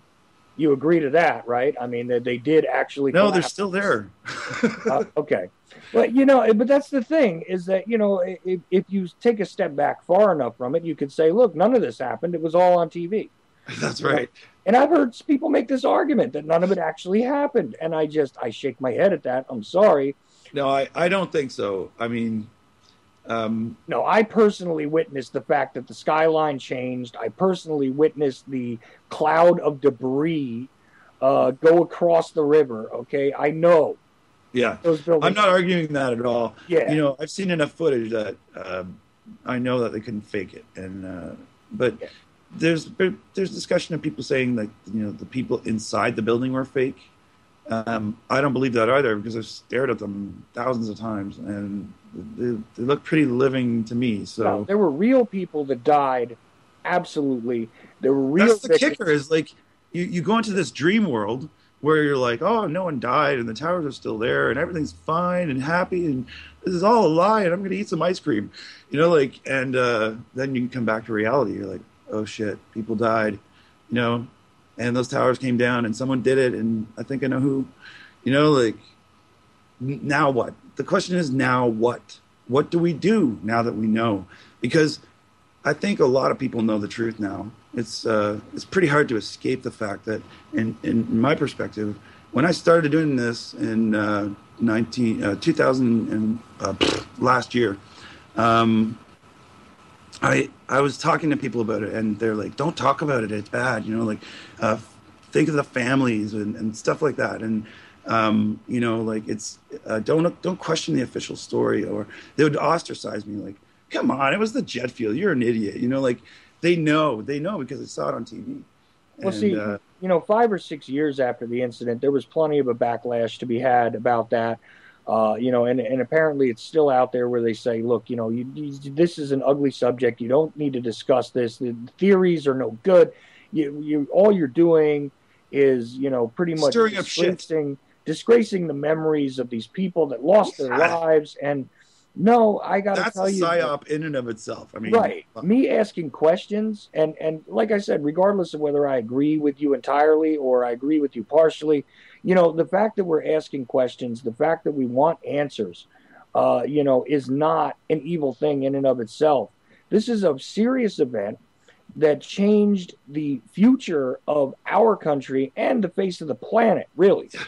Okay, so the fact that, you know, we're not meant to question what happened, we're not meant to ask why this happened, who did it, you know, because again, back to the point I was making before about, look, somebody brought him down. It's that simple. So regardless of whether you believe the official story or not, if you can even let's just say for a moment that you and I agreed, and I know that this is ludicrous, but let's just say for a moment you and I agreed that planes had slammed into these buildings, that it was exactly these 19 and supposed to be 20 guys with box cutters, and they did that. Let's just say that happened. Okay? Okay. It still doesn't explain the collapse. You're right. Still doesn't explain what happened and what really killed most of the people that died that day. You know what drives me nuts? Go ahead. There's Loose Change, okay? Their third movie, they have a 3D animation in it where the airplane goes into the tower and cuts all the columns, like the wings like a chainsaw. It's like mows down all the columns, and it just makes complete sense that that's what happened. Well, come on, man. A wing of an airplane is made of aluminum. It's hollow. It's got these things that separate it along the way from one side to the other to give it its shape. But other than that, it's like standalone. A wing is like a pop can. It's thin aluminum. It wouldn't do anything. And the engine, sure. You know, an engine might fuck up the columns a little, but it wouldn't be enough to bring the buildings down. They were over designed. They overcompensated for, and they had anticipated that there was the potential for an airplane hitting the tower. So they built the towers to stand up to it. And that's, you know, the original chief of construction says that. Now, what happened was they used nanothermite cords and they wrapped them around the columns, and they cut them on a diagonal from one side to the other of the set of columns, and the top falls off. That's all that happens. They do it in stages. When the plane hits, they cut half the columns. When the tower is meant to come down, they cut the rest, or something like that. like I didn't do it myself, so I don't know, but I'm saying like they needed 2 specific events to really take them all out. Maybe 3, maybe 4, who knows? As for the actual tower, the floors and the exterior walls, what they did was they put detonators on the connections between the dampener and the wall. So every truss had 2 detonations on one side and on the other, connecting the wall and the core.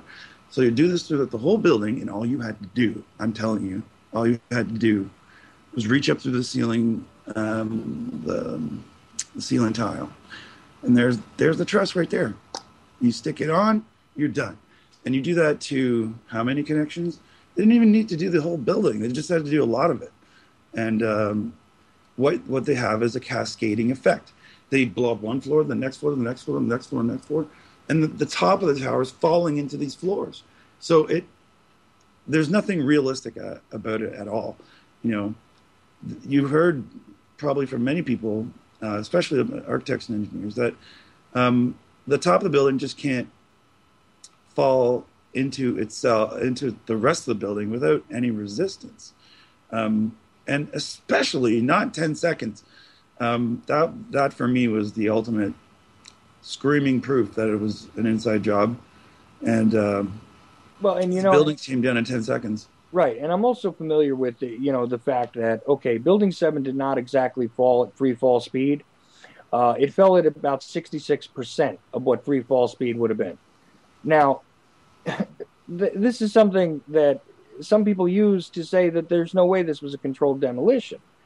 But the argument is that it's not a perfect controlled demolition, obviously, and it's more, it's not as simple as because it fell at 66% of free fall speed.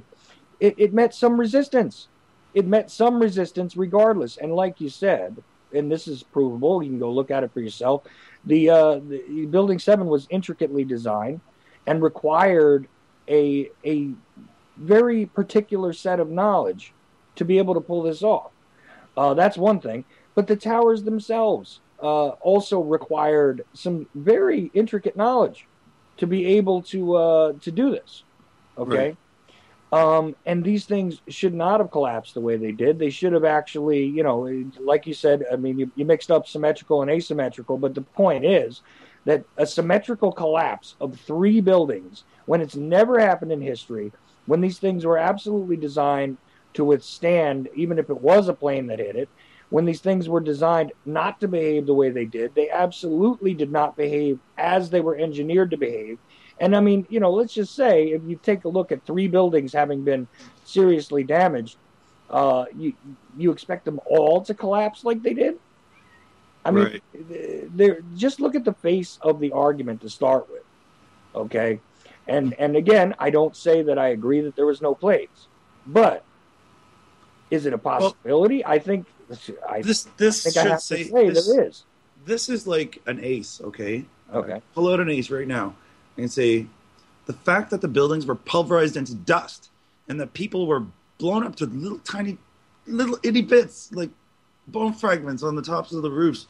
I watched this video. I almost wanted to hurl. All right. The guy says, well, families are really happy to get, to know that they found their son or whatever, in a bone fragment. Like, come on. What is that? That is fucking, oh man, that is like my ace. Okay. They blew the shit out of those buildings, and it's so hard not to miss, Did you see not too long ago, it was only a couple months ago, where they opened the memorial? Yeah. And, just previous to that, they brought these supposed caskets down, which contained these Ziploc bags of unidentified remains. Oh God. Did you see that? No, that sounds awful. Okay. Let me tell you something about the respect to the families, okay? There were individuals there, and even the mainstream news had to note it. There were individuals standing there who were family members of victims who had black tape over their mouths because they were protesting the fact that they had nothing to say about the dispensation of these remains.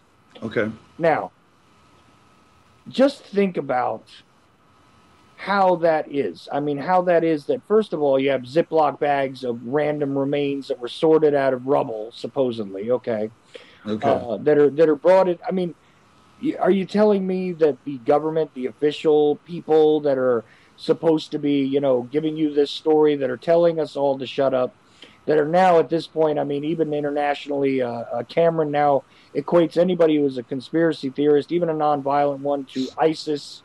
I mean, do you think for a moment that we are any less respectful to the victims than the people who are so ostensibly in charge? I mean, seriously. All I can say is, with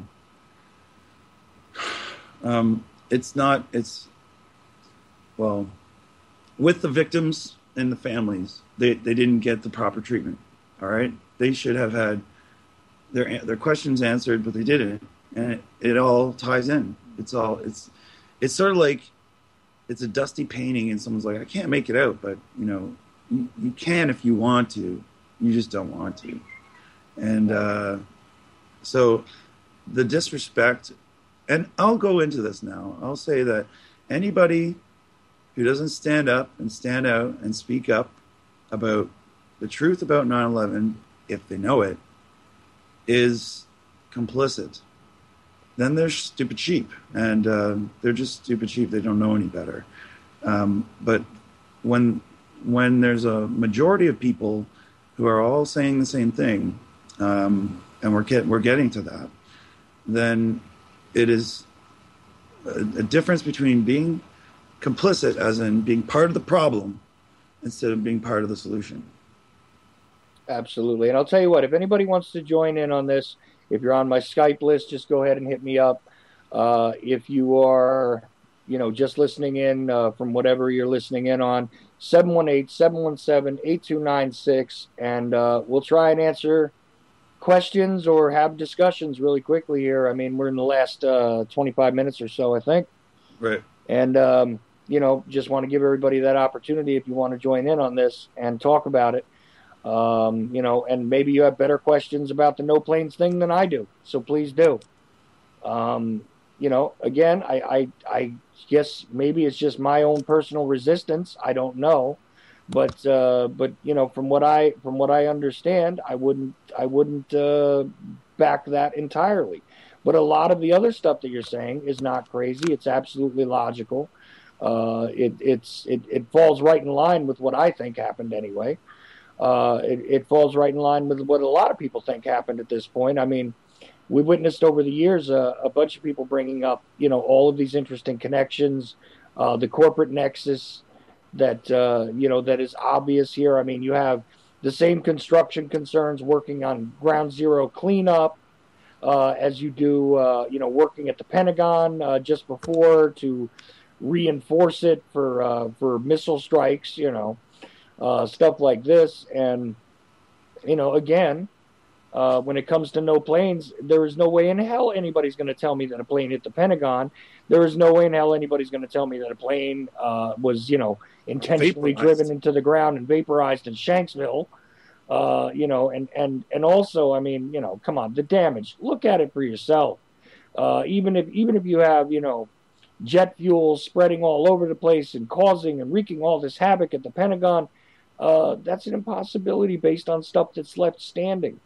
That's an impossibility based on, a jet. The size of the hole. A jet can't even fly that low at any sort of remarkable, like the speed that they're saying. And that's another thing, too, because you brought this up before in one of your presentations about the speed at which the plane hits the tower. Well, at the Pentagon, it's so impossible. I mean, it's laughable. Yeah. For somebody to say, look, maybe it wasn't 600 miles an hour, maybe it was a slightly different speed, perhaps, they gained momentum because of the descent, and there's lots of arguments can be made, I guess, about the towers. I mean, I know you don't think so, but you could possibly do it. But I mean, when it comes to the Pentagon, it's like a physical impossibility. Here's the deal, okay?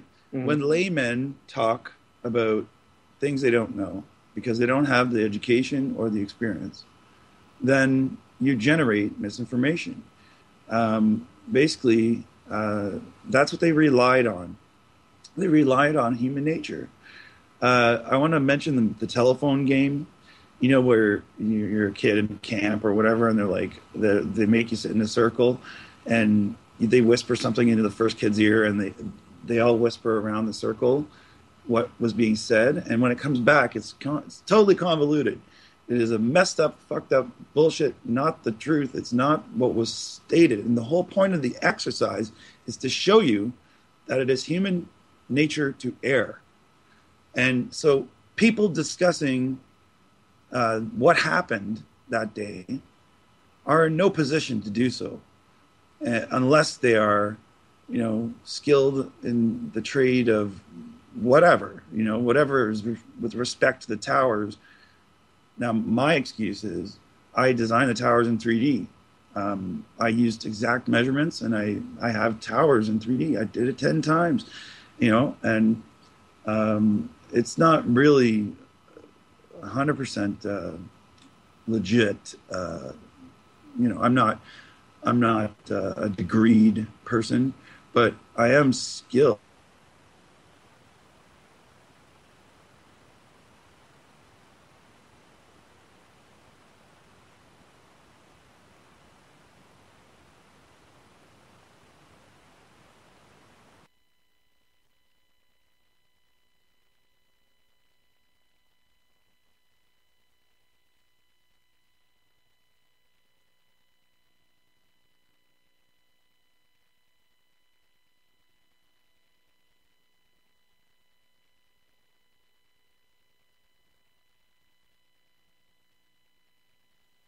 Wanted to put it in my version,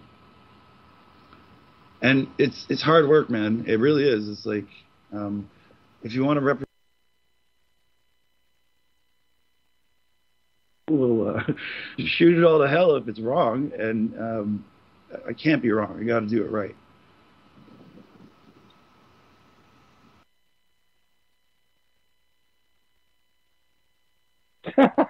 Oh, really? Yeah, right this second.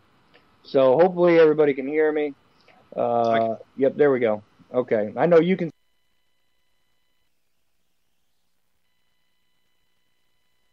I keep seeing an advertisement for Yeah, Skype.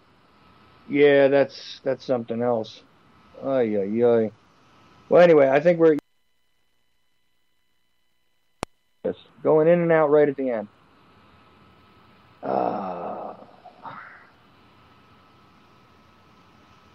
Okay, looks like maybe not. I'll tell you, it seems as though when I get into certain subjects, It goes wacky. yeah, there's like a Technical difficulties. yeah. Apparently, I'm having some technical difficulties. Come on now. 15 years as a tech support agent. So I've, dealt with all kinds of problem solving. And I use this.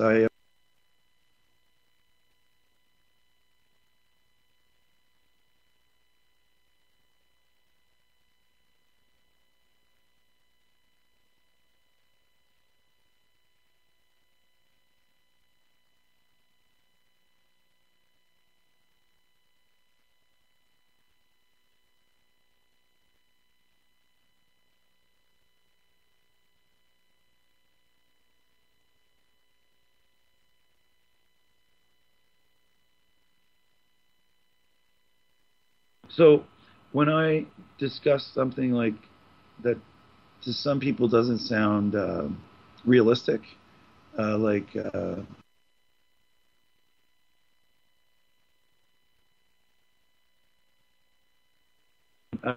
I know it like the back of my hand. Like I wouldn't have this argument if I didn't know for sure. And I don't really have a degree or I don't work. I'm on disability, and so it's just me talking. I'm not representing anyone, and or in some cases, I've been asked, by some people, why don't you take down that movie because accordance with AE 9/11 Truth, and I was like, fuck off. It's my movie. Fuck you. It took me fucking a long time to make that movie. And it's nothing. Like, so, well,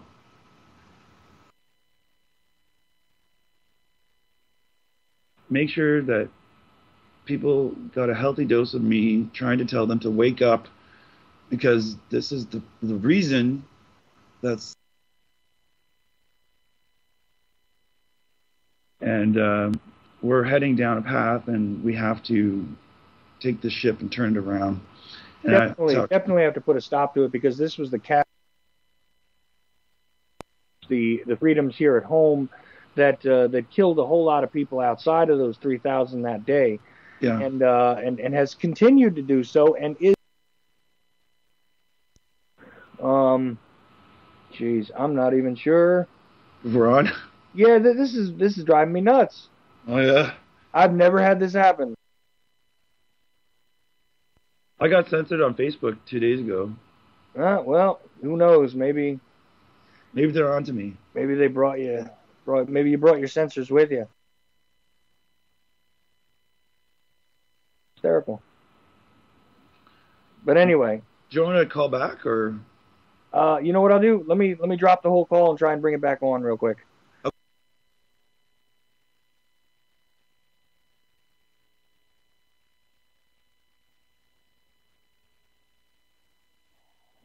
There we go. So it looks like we're back on. Not sure why that happened. Continues to happen, etc., etc. And let's see now.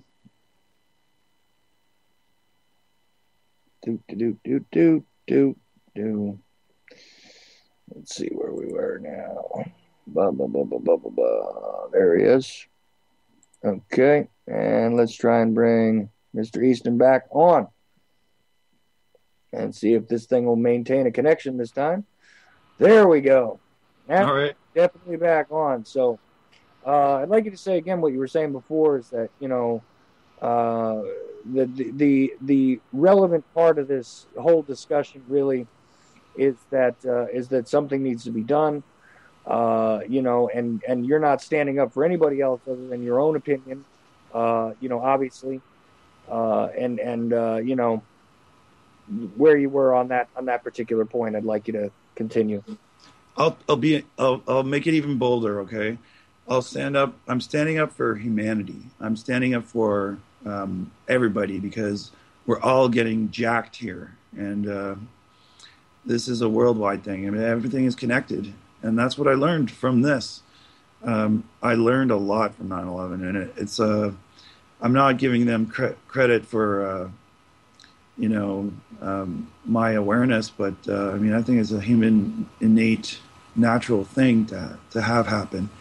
But I would say that 9/11 sort of opened my eyes to a lot of stuff, and mainly the thing is to care about people, and to see that they're screwing us and they haven't stopped, and that the most important thing in all of this is that we collectively wake our asses up and stop these motherfuckers, because they are not going to stop, and they have nasty plans, and I know what they are. I mean, ultimately, it's not. I don't want to say it right now, but if you dig deep down in the rabbit hole, you'll find the truth, and it's astonishing. And if you're scared shitless, well, you should be. You should grow some balls and fucking stand up, because. Well, you should be at first, though. I mean, there is the shock. There is the shock of learning that this is really the agenda that is being propagated here. I mean, it's not an imaginary thing. This is not, the Easter Bunny. That there is really a collection of individuals, and I stutter when I think to try and call them human beings, that have an agenda which is about the control and conquest of the rest of the planet, They're only concerned with this very small inner circle of individuals again.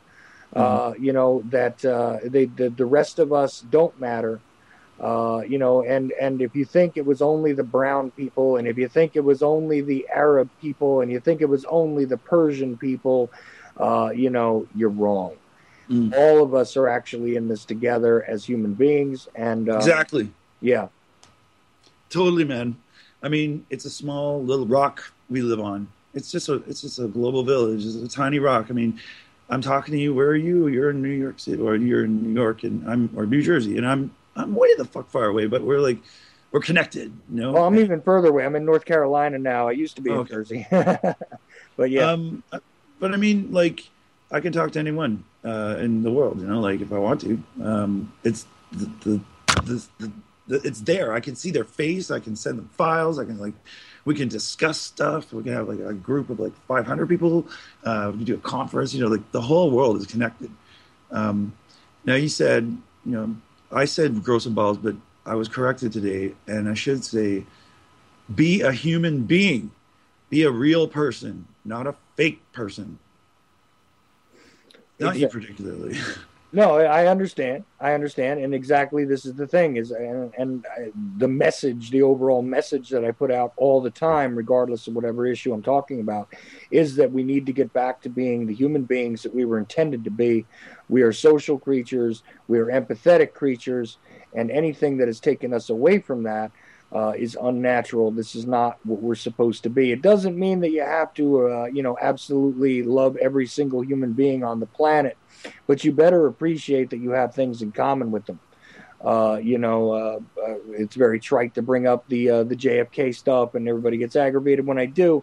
But I mean, if you think about, the fact that he was saying to us back then that, we need to consider that we all breathe the same air, that we all share this planet together one way or another, regardless of our views, our languages, our religions, or anything else. That kind of puts us all in the same boat. And the people that are doing these things across the world, it's not just here, it's not just in the Northern Hemisphere, it's not just in the Western world, but when you take a look at all of it together, they are not doing this, with the best interests of all of us who are in that boat together. Okay, that's not their idea. And the sooner you get that into your heads, because everybody always says, well, why would they want to wipe out all the population? Then they wouldn't have slaves.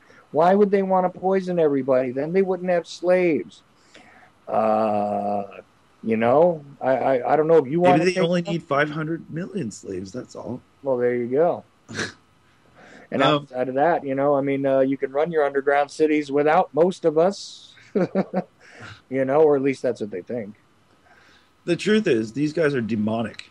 They have no compassion. They have no empathy, and they have no. They're almost not human. I mean, they're really.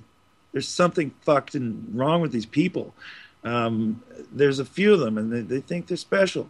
The hypocrisy in all this is that they're like humanity is a cancer on the earth, and well, whose idea was it to use oil to drive our cars and to have all these goddamn corporations and no ethics? Corporations have a mentality of an insane person. If you look at their collective, what's it called? Psychotic fucking patterns of thinking. And, it's not us. We're not the fucking problem. They're the problem. They started it. They started it 200 years ago with industrialization. If the world is going to shit in a handbasket because there's methane gas being released, it's not the people's fault. It's their fucking fault. We should be so pissed off at these people, and that's another eye-opener. I mean, these chemtrails are flying over us. They're killing us. They're killing us on all fronts. The water we drink, the air we breathe, the food we eat. They just put human DNA in fucking rice, for Christ's sake. Yeah, now, what is the purpose of that? I don't know, man. So, I don't know. I can't think of anything. I really can't. I can't either. Look, when they got the the sterilizing corn out there, which is out there, by the way. Yeah. And, and cornmeal is in everything, especially all of your wonderful packaged GMO products.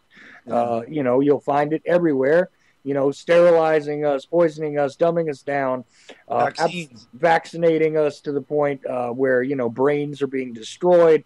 Gee, I wonder why there is a proliferation of cancer and brain disease throughout the population. And Alzheimer's, they're spreading aluminum over the whole fucking planet. I mean, come on. The aluminum, which destroys the blood-brain barrier, which takes away your protection, is a really good carrier for, all these thimerosols and ethyl mercury and et cetera, et cetera. I mean, gee, it seems to be a wild coincidence that every single aspect of the human being's existence in a biological sense is under attack.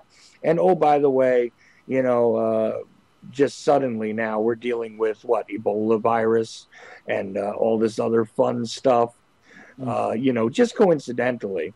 I could see it coming a mile away, that shit, man. About a week ago, I was like, they're going to pull the Ebola. They're going to pull the Ebola. Oh, my God, these people are so fucking evil. It's not funny. I said everything's funny except for these guys. Yeah, I said at the top of the show that, we were talking about this on this network months ago when the Ebola outbreak was over there and everybody was saying, well, basically it's not going to come here. No big deal. Let's not worry about it. And that's what we were telling you. This is a problem. And I have said, and I've kind of been alone in this, because people say, where do you think World War III is going to kick off? I mean, is it going to be over there regarding, the Ukraine? I mean, is that going to be the trigger point? Is that going to be the flashpoint? And I've always said no, and I've always said something that everybody goes, oh, what are you, crazy? I mean, look at the Middle East, look at this. I say that the African continent is where you're going to have to look for that point of ignition. And, lo and behold, in my estimation, they have essentially beta tested a wonderful bioweapon. Right. And now we're going to track the results. Of course, the CDC is very, very good at tracking the results of how could I put this? Of tracking exactly how a disease spreads and, from contact to contact and turning around and retracing the steps. They're very good at doing this. It's part of their job, isn't it? Right. And isn't that kind of helpful? And especially, just recently in a Liberian newspaper, what did the headlines say in the largest newspaper in that country was that, the military, the U.S. military, is involved in putting out this biomedical warfare on us. They did AIDS and now they're doing Ebola. Right. Okay. And I know that's a really cursory sort of explanation of that article, but if you don't believe me, go get the article and see it for yourself. It's there. And I'm telling you, I don't want to be right. I don't want to be right, but I'm telling you now that the only difference between the condition that they're going to call World War III and the condition we're in right now is the opening up of that African theater. And lo and behold, we're sending troops to help with the Ebola outbreak. More humanitarianism, more of that freedom that we're going to send them in the form of our troops and our weapons and et cetera, et cetera. But this time, it's for a good cause because we're going to contain our bioweapon. I mean, the outbreak. We're going to try and help assess the damage that the disease has done, This is exactly the kind of crap that gets pulled. And if anybody doesn't think so, okay, keep watching, please. Well, the saddest thing is that someone hasn't risen from the ranks of the population in the United States who emulates or actually has all the qualities of a true leader hero, like someone who's not Superman, but who's like a really great person to lead America forward and, shake off these flies, these ignorant ass fucks that are fucking everybody over. Well, you know what the problem is here, and I have this problem explaining this to Canadian guys a lot, and I'm not trying to put you down when I say this. Okay. But the fact is, you guys don't understand that first of all, if somebody did stand up and say something and was in a position of power, they would not live long. Okay. Okay. That's the first problem because, take a look at what happens anytime somebody even attempts to confront the CIA. Okay. They get a bullet in them or they get Nixoned out. And I can tell you that was a conspiracy of the agency getting rid of a guy who thought he had some power. Right. And in my estimation, there hasn't been a president to wield any power since Kennedy. Right. So here's the thing. Even if you did somehow, by some miracle, get and I do say that Ron Paul had some interesting ideas. I felt kind of hopeful watching him. Mm-hmm. But at the end of the day, what did they do? They convoluted his message, co-opted him, sucked him completely into the nexus of the Republican, paradigm. Right. Marginalized him, which was the peaceful way to do it. Instead of putting a bullet in the old man's head, they just kind of, disappeared him politically. Right. This is what happens here. There is no way in this system, the way it is, for anybody to come up realistically, because all of our leaders, in quotes, are selected. They're not elected. So we don't have the power any longer. This is a shell game that is being put on for the rest of the planet and for the idiots here. Yeah. Not understand that these puppets don't wield any power. They just don't. You think Barry is making the decisions? Really? No, I don't. Oh, my God. And W before him, or even Clinton, and look, and everybody goes, well, you're going all over the map. No, I'm not. They're all part of the same system. Yeah, totally. It's the one-party system in America, and the problem is nobody invited the two wings of the same party. Dirty bird. Got it. You got it. And this is the reality, and it's like, well, somebody stand up. Well, every time they do, and they try and tell the truth about something, whether it's the nexus of drug smugglers, coincidentally, we have these epidemics of street drugs, which happen to coincide with our military operations as far as the access points go, Okay. Stuff like that. They don't get it. They don't get that. Yeah, they want you to use their poison. They want you to stay dumbed down. They want you to stay out of the fray. But even if you attempt to stand up and you attempt to participate in the, representative republic here, it's meaningless anyway. So what has to happen in reality is that the entire system needs to be dismantled. I hear you. The question is whether it's going to be a peaceful dismantling or it's going to be a violent one. And personally, I don't see us winning the violent confrontation, regardless of our numbers, regardless of, they've already thought of that. I think what they won't expect is those of us extracting ourselves from the system, in a mass quantity. Okay, right. Because as soon as that happens, a lot of things grind to a halt. When you don't participate in the military-industrial complex's major scheme, when you don't participate in the pharmaceutical-industrial complex's major scheme, right. when you don't participate in the banking system, this is where they begin to lose their grip on the population. And, maybe I'm wrong. Maybe it will take a very large, violent confrontation. I don't know. Because here's the thing. The entire span of my life has been nothing but the de-evolution of what this country was supposed to be. And I was only born in 1972. So, just in that span of time, we saw a relatively free country, basically turn to something where the Patriot Act 1 and 2 is acceptable, the NDAA is acceptable, renditioning our own citizens is acceptable, jailing people without due process is acceptable, spying, wiretapping is all acceptable. It was all being done before covertly, but now it's out in the open, it's acceptable, and hey, it's all actually for your own good, it's for your own protection, Yeah. And, hey, as long as I have nothing to hide, this is the general sheeple kind of answer. As long as I have nothing to hide, then why do I mind if they're looking at my emails and listening to my phone calls? I didn't do anything wrong. Right. Right. But here's the problem, folks, when they change the rules as to what is wrong. And that can happen at any time because, as Barry said, he has a pen. You can change those rules. Webcam microphone up close. Webcam microphone up close.